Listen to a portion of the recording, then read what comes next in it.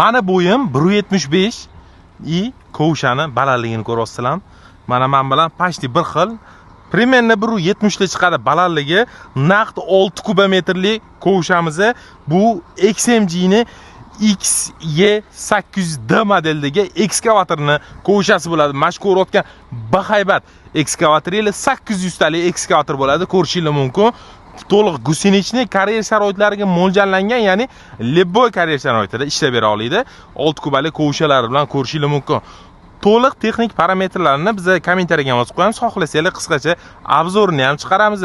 Buni strelasini ko'rayotgan bo'lsangiz, kalta, nimaga unaqa kalta deyishingiz mumkin? Chunki strelan yarimi alohida olib kelingan, juda ham uzun va baland bo'lib ketgan, ya'ni biz olib kelayotganimizda trallerga sig'magan va mana Mamitga biz strelalarini alohida qilib tushirib qo'yganmiz. O'rtoqlar ko'rishingiz mumkin.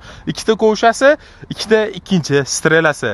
Xuddi shunaqa bahaybat, sifatli va zavod texnikalarini xarid qilish uchun bizga obuna bo'lib qo'ying va pastdagi raqamlarga aloqaga chiqing.